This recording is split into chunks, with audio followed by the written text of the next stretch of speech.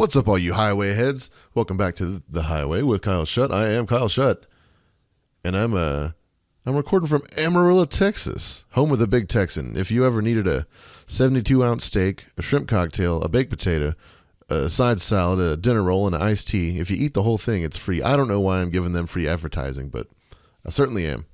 Today on the show, we have Mr. Thomas Jäger from everybody's favorite band, it seems, Monolord. I like him, you like him, everybody likes him. They're heavy as shit.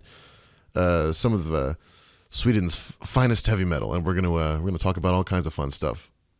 As always, if you like what you hear on the program, go ahead and hit that subscribe button, flip off that follow tab. You do whatever you got to do to make sure that you don't miss a single episode. And if you want to go one step further, you can find us at patreon.com/thehighway, where for a few scant dollars a month, you can help me keep these lights on, help keep this show rolling. Hell, you can help keep some beer in my fridge. Anything and everything helps. Thank you all so much for listening. And this week, I'd like to give a shout out to Ray Decker Cables out of Baltimore, Maryland. They make absolutely gorgeous custom cables. People always spend lots of money on their guitars, their amps, their pedals, but then they spend as little money as possible on their instrument cables. And Ray Decker does the thinking for you. They are absolutely gorgeous. They adorn my pedal board as they should yours. We have so many rad guests coming up this season. Thank you all so much for listening. I am so stoked about it. But until then, let's do things my way. The Highway.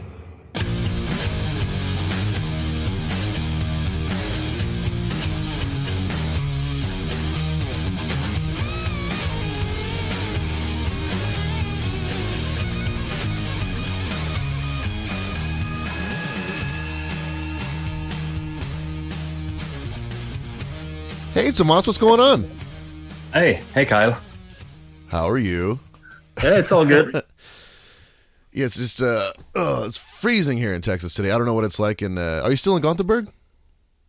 Yeah, I'm 45 minutes north these days. Yeah. In a smaller town, like more into the woods. Mm-hmm. I bet it's lovely. Is it like fucking freezing up there too? Yeah, it's been off and on but yesterday we had like a rainstorm, and today it's cold again. So It's just up and down. Yeah, right. Well, thanks so much for coming on the show. I really appreciate it, man. I was trying to think the last time I saw you, and it was it was years ago. I think it was in Seattle. Yeah, in Seattle. We played this lineup was insane. It was like Donova, All Them Witches, Monolord. Was it Windhand, Cadaver, the Sword? Yeah. Like, good Lord. Insane. I don't remember much of that night because we got rowdy backstage, but I do remember, and I don't want to throw you under the bus here, but I remember we all got so trashed that like you fell down trying to get up the stairs, and like we had to like help you get up the stairs. It was great times. Touring, yeah, man, I miss it. We're actually we're about to hit the road coming up pretty soon, but yeah, what's Monolord got going on these days? Because I know right when you put out your last album was right when the whole world shut down, so that kind of soured everybody's plans. But yeah, what's cooking these days? Yeah, we just we did a European tour this fall, like into December, and every time we played, just closed down after us. It's like the COVID breathing down our necks, like the whole tour. And I think we canceled 1/4 of the shows, I think. Jeez. But the shows we did were really, really great, because even though it felt weird to go out in a pandemic and play music, we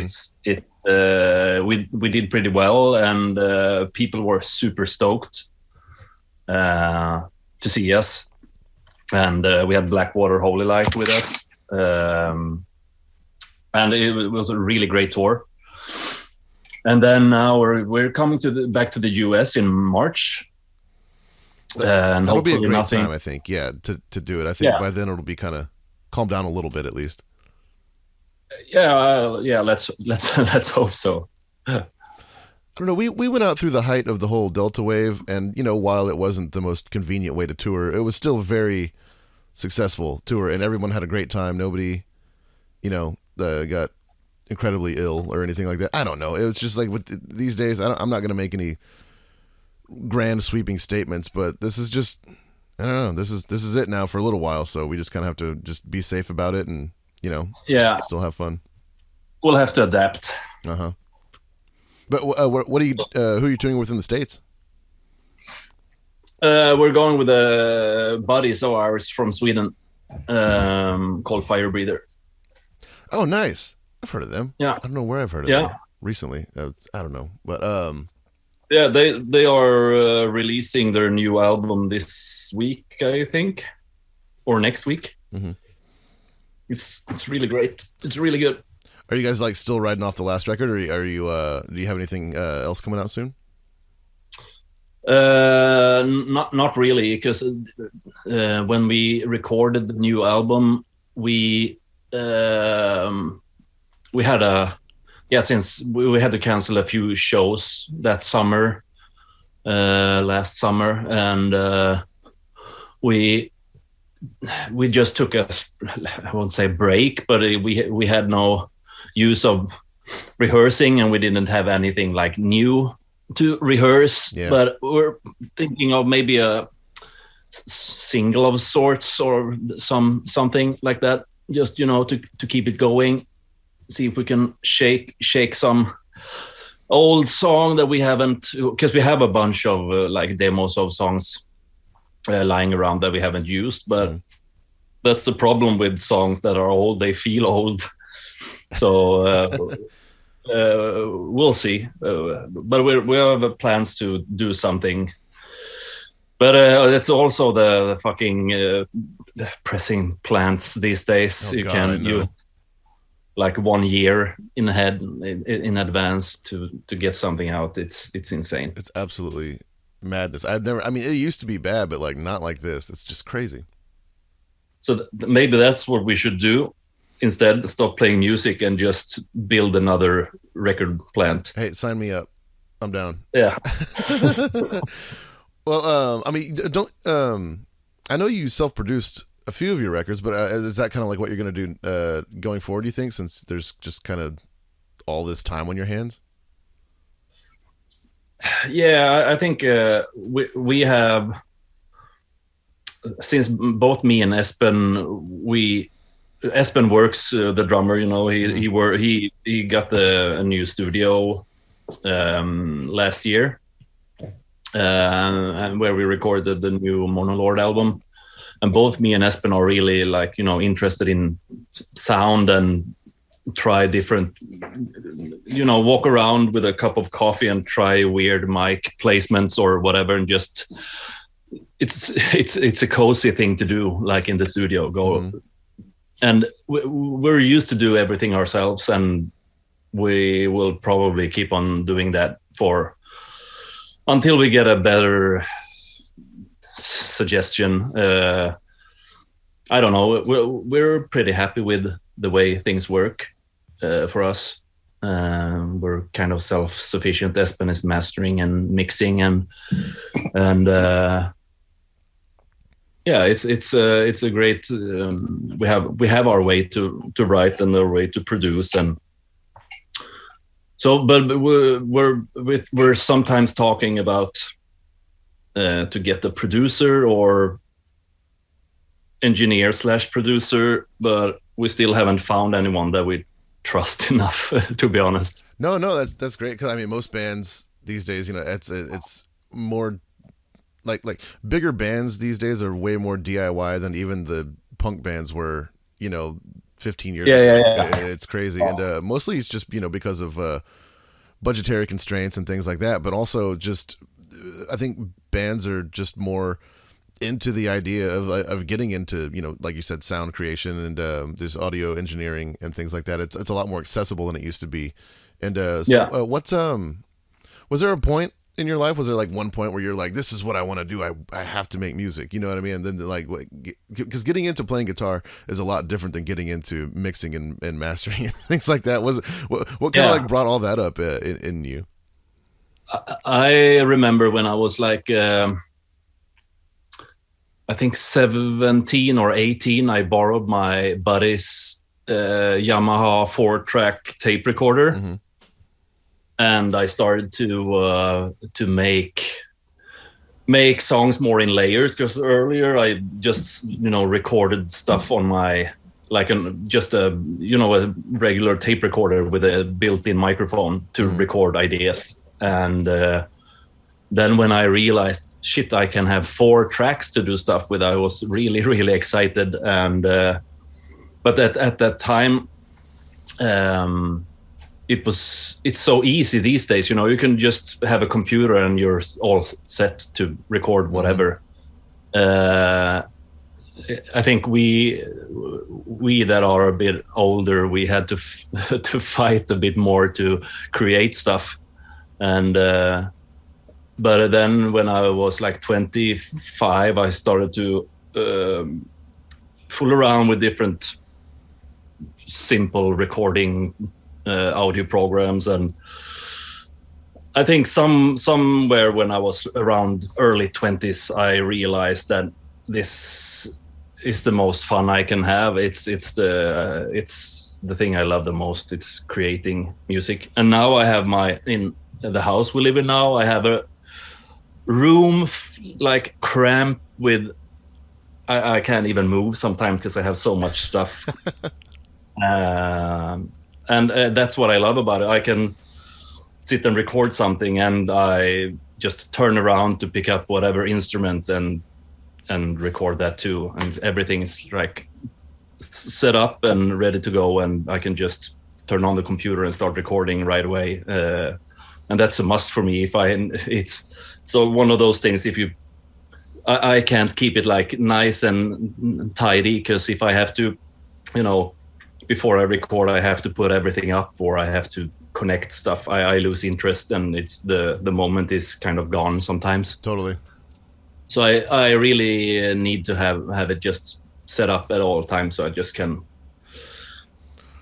record whenever. Sometimes you get an idea and then it's just like, if you spend too much time plugging shit in, it's just gone, like poof. You know what I mean? That's I always have to have my phone near me at all times, and sometimes I don't even like have a guitar necessarily. I just have to like sing the riff into the phone just so I don't forget it. Yeah, I do the same. I have so many because when I'm downstairs, watching TV or a movie or whatever, I try to keep a guitar pretty close too, so I just can pick it up. And just sometimes you hear, I listen a lot to music like in movies or in I watched this series now called Archive 81. Have you seen that? I haven't seen the last episode, so don't ruin it for me. But I haven't seen. I've just seen like 3 episodes or 4. I've seen almost all of it. It's wild. Yeah. But yeah, no spoilers, please. The score to that is really mellow, and in the background you're sometimes you're not even thinking about it, but and those things give me a lot of ideas. The small, and I've been starting to make music more like ambient stuff too these days, just because I imagine like a movie or a series that has a certain kind of vibe, and I find it really easy to like compose stuff into that vibe. And it can just be like, I'm thinking of releasing like an ambient record, like just put it online, no label or anything, just put it up on Spotify. I love to do, even though I love to work with Espen and Mika Monolord, I love to do stuff all alone, like just smoke a fat one and just go upstairs and press record and see what happens. It's my favorite thing in the world. I know exactly. You can't say that in Sweden. Oh right, yeah, totally. Is it still like that? What? Is it still like pretty taboo in Sweden? Yeah. Yeah. That's a goddamn shame. It's I heard recently that Germany just like decriminalized marijuana. Yeah, stuff is happening, but mind blowing to me. all the strict Germans. It's weird. Well, now it's not decriminalized. Now you have to smoke weed, right? That was interesting what you were saying about creating more like drone style kind of ambient music. I dabble in a bit of that myself whenever I do soundtrack work for things. And what's most difficult for me, I guess, is like when there's a click track running and I'm trying to like create something that's got like a little more of a it's more about the feel than it is like keeping on time. So I'll just most of the time I'll just turn the click off and just like make something completely out of time. You know what I mean? And just kind of like feel when to go in. But then it kind of makes it hard for like audio cues to drop in when you actually pair it with the video and stuff like that. But doing shit like that is super fun, man. I love it. Yeah, I do the same. When I do the ambient stuff, I rarely record with clicks. Yeah. It's I just compiled all the stuff that I've been recording that's in that style, and I find it. I have a hard time knowing if it's boring or not, because I know that I enjoy listening to it in with headphones in the couch, But if I have no idea if it applies to other people too, because I'm not sure, because I'm pretty new to that genre of music, because I just like the last couple of years that I've been getting some interest in ambient or drone-ish stuff or whatever, but we'll see. I'll try to put it on Spotify and see what happens. Maybe some physical release will come later, maybe. I'm not sure. Just do it on cassette. Cassettes are hot now. You can get them quick and they're cheap. Yeah. And also, it's funny when you do like kind of drone stuff like that. Like you said, like, is this boring? I don't know. And it always, if I work with like a videographer and they need music, and I look at the video and I'm like, yeah, they're like, I don't know if this is boring or not. And then my music, I'm like, I don't know, like does this work? But you put them together and it's like this magic happens. That's the marrying the visual with the audio in a way that's like different than making a music video or whatever. You know? Yeah, that's weird. Yeah. What That's actually my goal with the ambient stuff. I really want to do exactly that. I make music for like short stories or short videos or whatever. It would be really nice. It's not a huge market, but I always think it's really cool whenever like you listen to an audiobook and it's got like a soundtrack element to it too. It's not just somebody reading the book. You know what I mean? I was wanted to. I don't know the legalities of this, but if I could license some books, I would love to like read a book and then make the soundtrack for it and put that out. I don't know how that would work. It's in way back before the Lord of the Rings became a movie. The Swedish National Radio did like a audiobook for it with sound effects and music. That's so cool. And I tried to download it all when I was like, I think I was around 20. It was 20 years ago, I think. I think this was made in the 80s or early 90s. I'm not sure, but it was on like 16 CDs or 17 CDs or something. So I didn't get to download it all, but the thing that I got out, it was awesome. So I'm trying to find that now to re-listen. It's got to be out there somewhere, man. Yeah.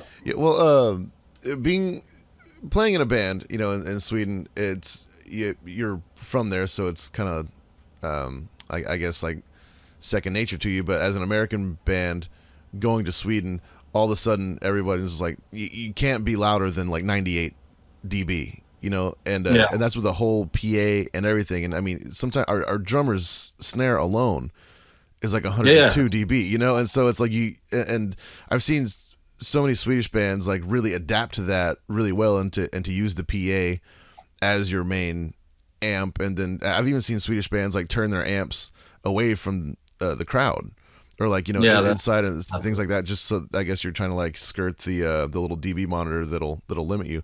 But what's it like when you get to come to the States and just let it rip? Well, the thing is when I think in Sweden now, venues has been better controlling the venue, the sound at the venue, and more like better soundproofing and better acoustics. You have played Sticky Fingers a couple of times, right? Yeah. And I know when we played there the first time, it was really, really strict, and we had a hard time with everything. Mm-hmm. But the last time we were there, or the couple of, I think two, never mind. We didn't have any like problems with it. I was really surprised because, as you say, this Espen is a hard-hitting drummer. Uh-huh.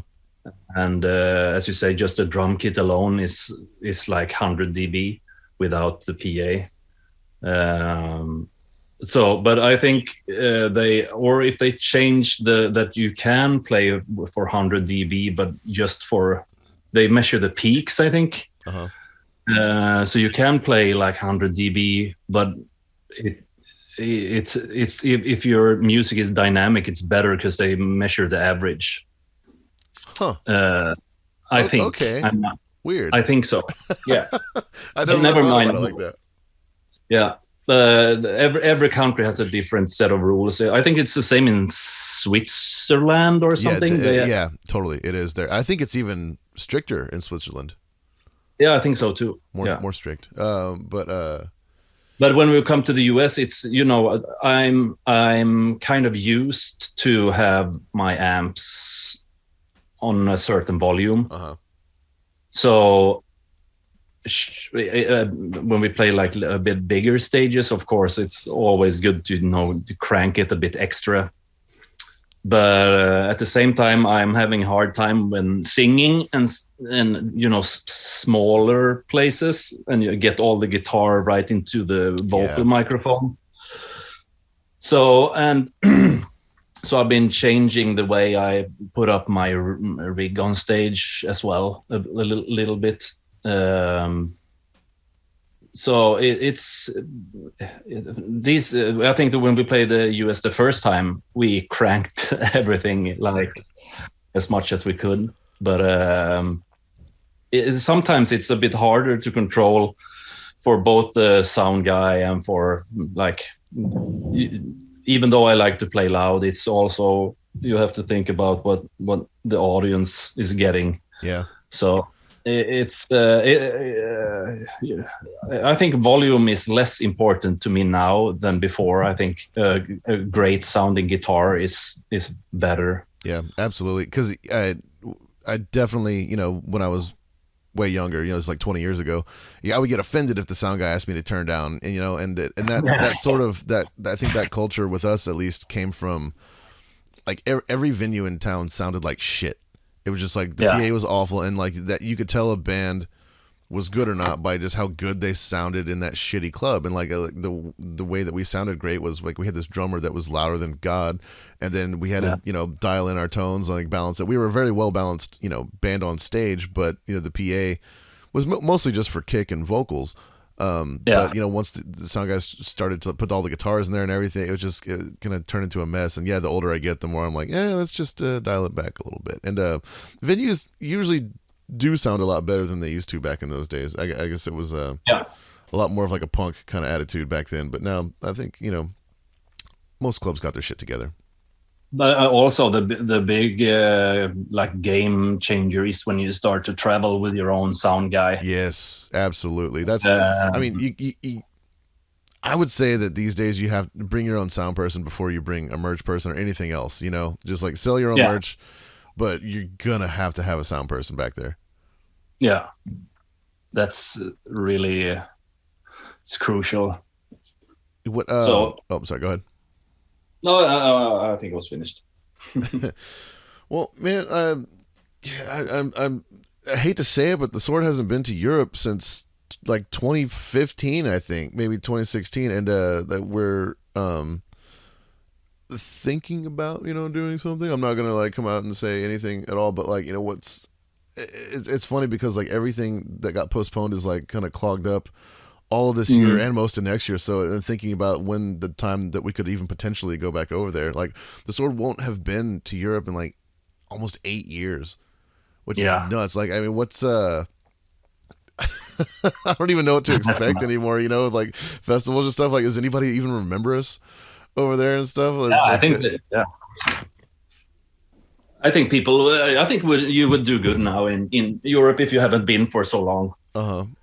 Because I know when we played now this last tour we did in Europe, I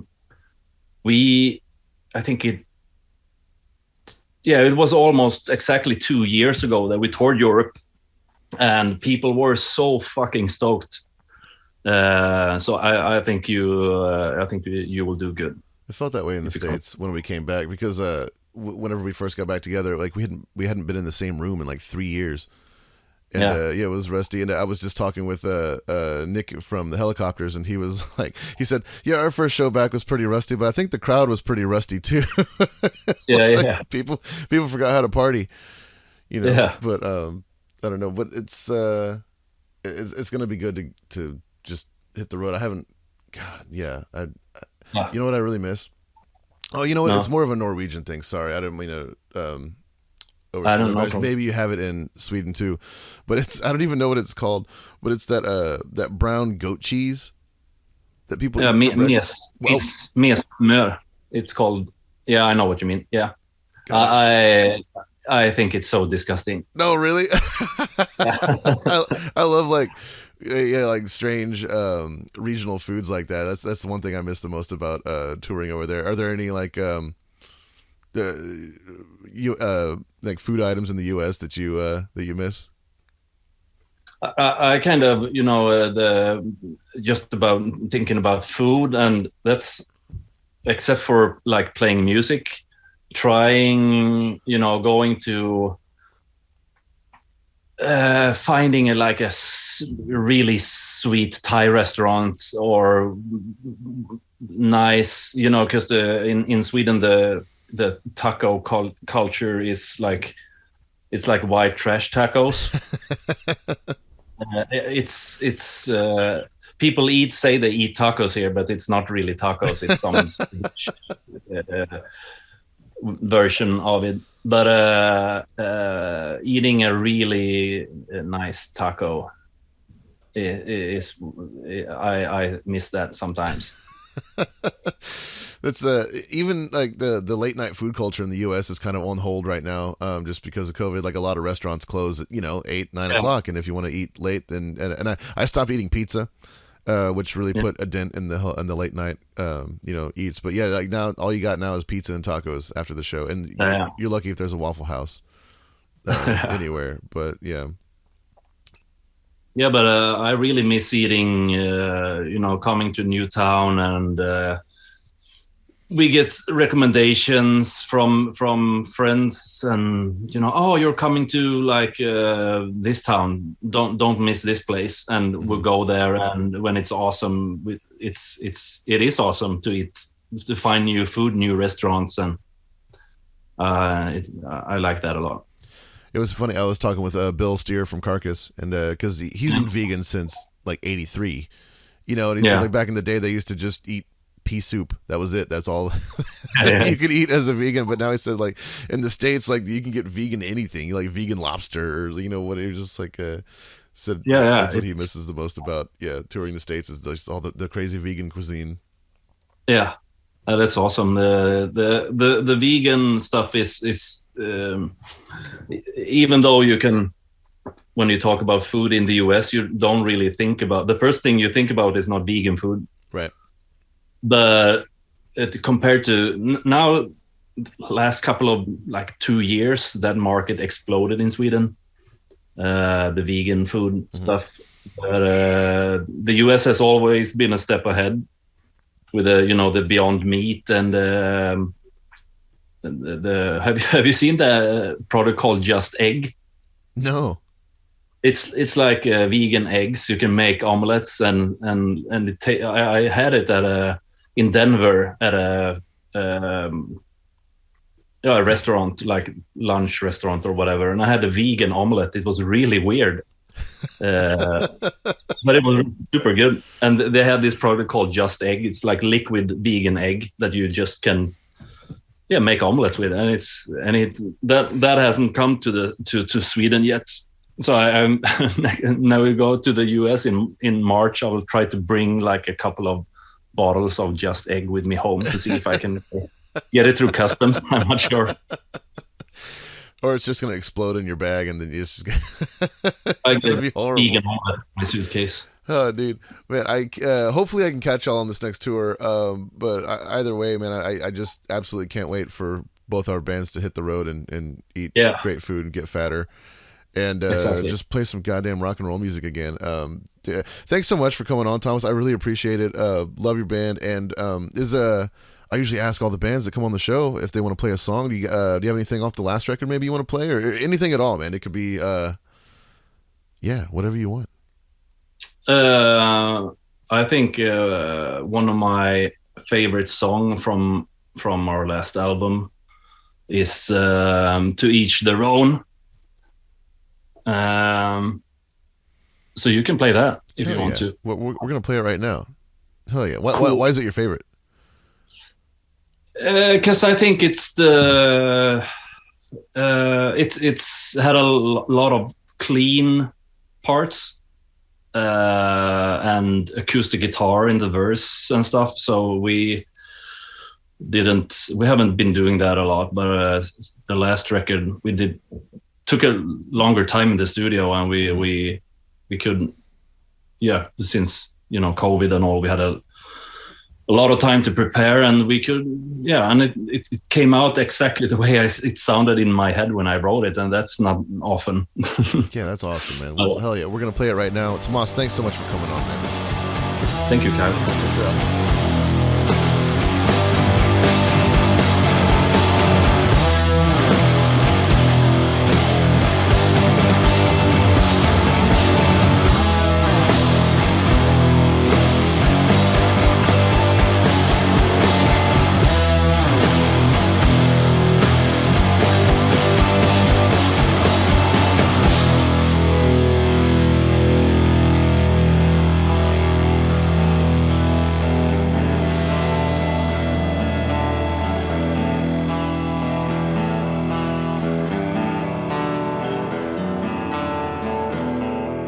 It's never been easy,